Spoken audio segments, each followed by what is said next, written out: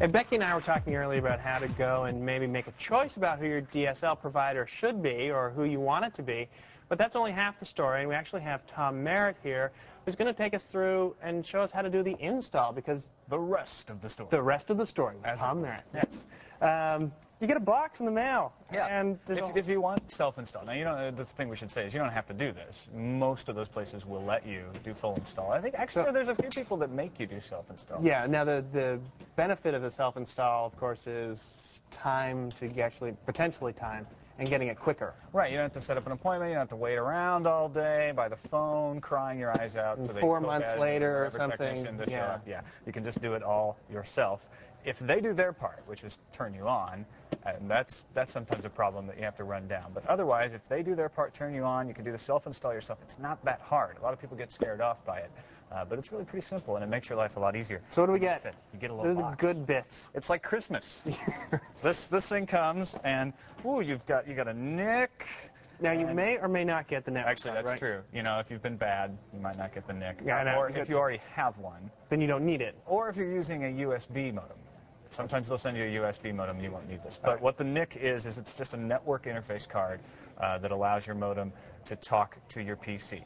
So this is the vaunted modem right here. Now, this is actually a pretty nice one. Yeah, this is they sent us the Cadillac when we asked for them to send us a sample. Most of the time you'll get one about half this size. It'll be maybe black if it's a Speedstream or a beige color.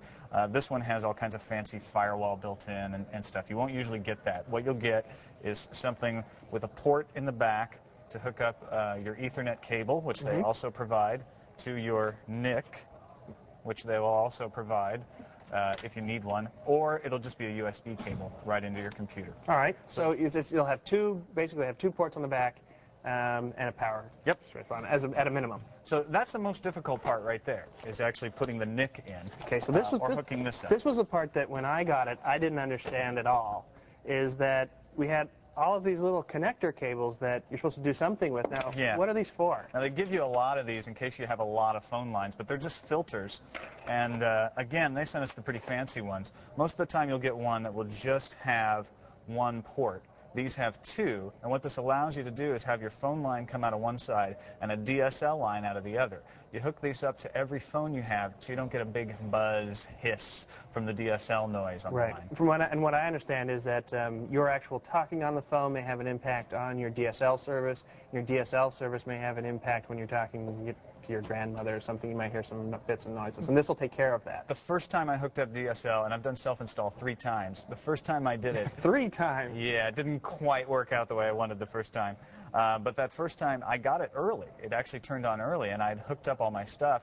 And whenever I had my computer running, I heard this horrible buzz because I hadn't hooked these things up yet. So it really did affect when the computer was on, the ability to hear. Okay, so quickly, here we've got the phone cable that comes out of the wall, right? Goes through one of these nice little filters. Right. I'm going to show how we do this. So actually, this would go into the wall right here. That goes into the wall. This goes into the... Your phone line would plug into one side, and your DSL line, you run from this side into... It goes into the little jack that says ADSL. Right over there. Sometimes it actually, mine says has WAN on it, I think, too. Just different labeling. But it's the only one this line fits into. That's how you know it. Then you open up your Ethernet cable. I'm going to grab the card here and do a quick little little magic over there. Little NIC install really quickly. And this is good to know too, because what Phil's doing is all you really have to do to install your Ethernet, other than install the drivers. And the fact that just stick it in. Like Ethernet's been around for so long, and so many of these cards have been around that almost all of the drivers I found with NIC cards are actually included in 98 and don't require any special software install. Good point. Make sure you have your Windows 98 disk in case you need to pull the drivers off of it. But basically all you do is you pop it in like that and turn on the computer, and you're ready to go. Now we're going to hook in. Spin this around. You'll find a wider port than your telephone. That's where your telephone wire won't stick into this one. And this wider Ethernet cable, which they kindly make a red color. It's always going to be some different kind of color. And that doesn't match any of your furniture. Right, yeah. And then you take that over here, and you're just going to plug it into your brand new Ethernet NIC. Now, some people, their Ethernet will actually be built into the motherboard, so you'll have to find the port. If you already have one built in, yeah, you have to look around for it. It might be near to, say, your sound card outs and whatnot. Right. Or if you have a USB modem, you're just going to plug your USB cable in. And that's it for the hardware, right? That's it. It doesn't really take.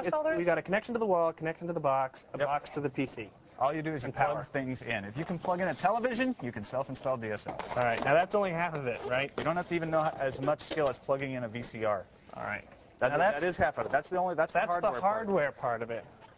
Now, I think we're going to show a little bit of software. Now, the software that we have to show, and I think this is on PC 2. Oh, look, we're there already. I know. Oh, I'm the software guy?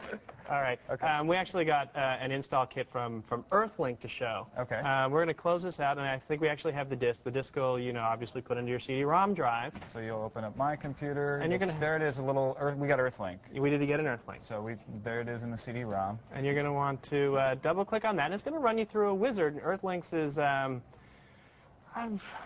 fair. It's pretty simple. Yeah. One thing I noticed, I had Earthlink once. Like I said, I've had it 3 times. And the Earthlink one, you had to remember to put in your full email address, including the @mindspring.com, even though it just asked for your user ID. So there may be little things like that you might have to call tech support about if it doesn't make sense. They got a nice little graphic thing here flowing, and we can get through this. Again, you're going to need your Windows 98 card because it is going to try, and because this is using a technology called PPPoE. Which basically allows to do kind of you get an IP address, a dynamic IP address, where typically with DSL, you're going to have a static one. And even though your line is always on with DSL, if you have PPPoE, you'll have to connect every time you turn on your computer for the first time. So this walks you through the install process, not particularly hard, and voila, that's it. You should be up and running. Doesn't always work beautifully the first time, but a little bit of little dedication. We just set it up, though, like that while we were doing it. 5 minutes. Amazing.